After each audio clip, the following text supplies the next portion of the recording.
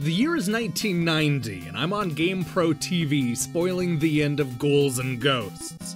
This was the year Sofia Coppola single-handedly ruined the Godfather trilogy. America kicked off the first Gulf War, and Ice Ice Baby was turning Vanilla Ice into a household name.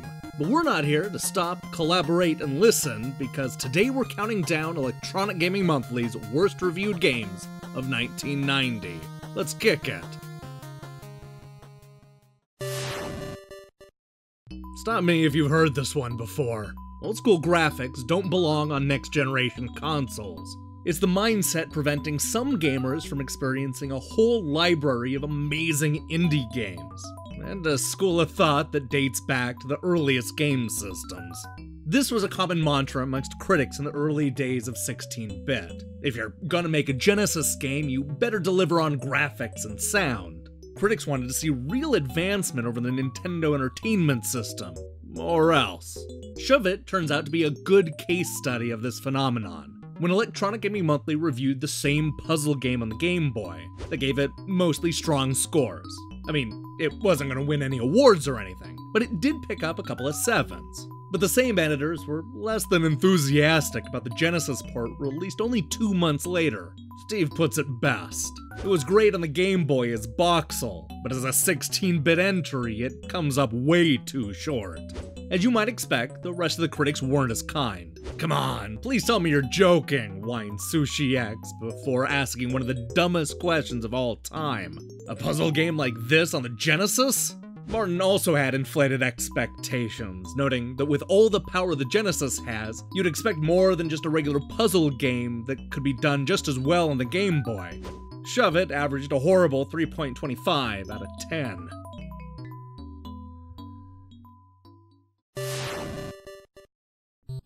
If EGM hated Shove It because it went from a handheld to a home console, then what happens when a game does the reverse? Well, would you look at that? We don't have to look any further than our next game on the list to answer that question. To quote Jim, Lode Runner was lousy as a computer game, lousy as an arcade game, lousy as an NES game, and remains lousy as a Game Boy game. So, I guess the answer is no. I never liked Lode Runner at all, since there are no weapons and no easy ways out, explained Steve. The graphics are okay, but the puzzling gameplay is no fun at all.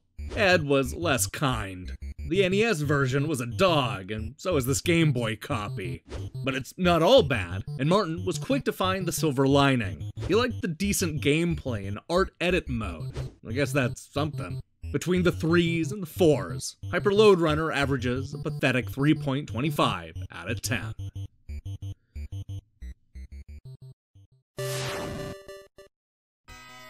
When EGM complained about Shove It on the Genesis, it brought up an important question. Will 16-bit graphics improve the score of every game? All we have to do to answer that question is look at our next game, the generically titled Zoom. At its core, this is nothing more than a maze game on the Genesis, and the review crew weren't having any of it. Martin says it best. A good example of how 16-bit processors and advanced graphics don't make a good game. The rest of the critics were a little more blunt. This is a horrible game, starts Jim. From the rudimentary gameplay to the repetitive sound to the incredibly bad combat, Zoom is annoying from beginning to end. Steve agreed, complaining that Zoom is a game with some 16-bit looks, but gameplay that feels like it was lifted straight out of a 2600 game. This slur against the Atari 2600 is Steve's go-to analogy, and it's a little hyperbolic in this case. Although it tied Hyper Lode Runner and Shove It with an average of 3.25 out of 10, there's a good reason why Zoom is ranked at number 3. When Ed says this is easily the worst Genesis game yet to appear and not worthy on any system, you better listen. I don't know if it's just me or not, but I always found it a little weird that Sega released Dynamite Duke the same year they gave us Dynamite Duke. They're completely different games that fit into 2 different genres, yet they share so many letters. It's confusing, right? Of course, this coincidence doesn't even make EGM's short list of complaints. They hated the game with a fiery passion. This is a game Sega should have forgotten about, Ed says as he's getting his punch ready. It's a stupid concept, the characters are lame, the gameplay is too simple.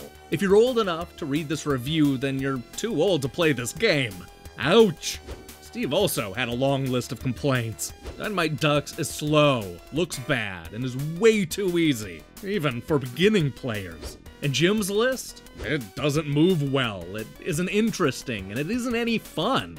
Agreed. Just in case you're wondering, Electronic Gaming Monthly's average of Dynamite Duke scored a middling 5.25. I mean, that's not great, obviously, but it's a whole lot better than the 3.25 average we saw from Dynamite Ducks. It's bad. I mean, real bad. But it's not the absolute worst game of the year. That honor goes to...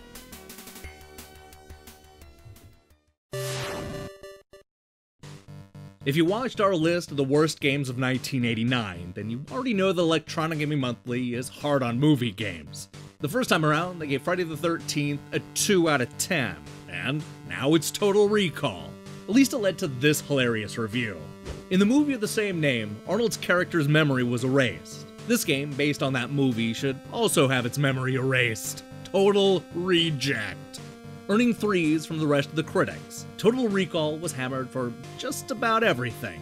NES video game just hit a new low, complained Steve. Total Recall is a total bore that has substandard graphics, fair gameplay, and is just not what you'd expect from Acclaim. Martin said basically the same thing. There's little animation in most of the characters and has 2,600 sound effects. Acclaim should recall this one.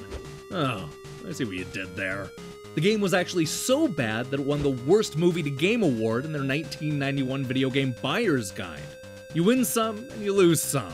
With Total Recall, we all lost. Too true. Well, there's still people defending the Friday the 13th game. I don't remember anybody standing up for Total Recall. This game averaged a terrible 2.75 out of 10. Hey, thanks for watching me count down the worst games of 1990. So here's the question of the day. What do you think is the worst game released in 1990? I mean, Total Recall was pretty terrible, but it was also the same year that brought us Rally Bike and Mad Max on the NES. Let me know in the comments below. I'm currently hard at work on a fairly lengthy look at the upcoming Super NES Classic Edition, as well as a bunch of reviews. I recommend you click that subscribe button and support what we're doing here. Until then.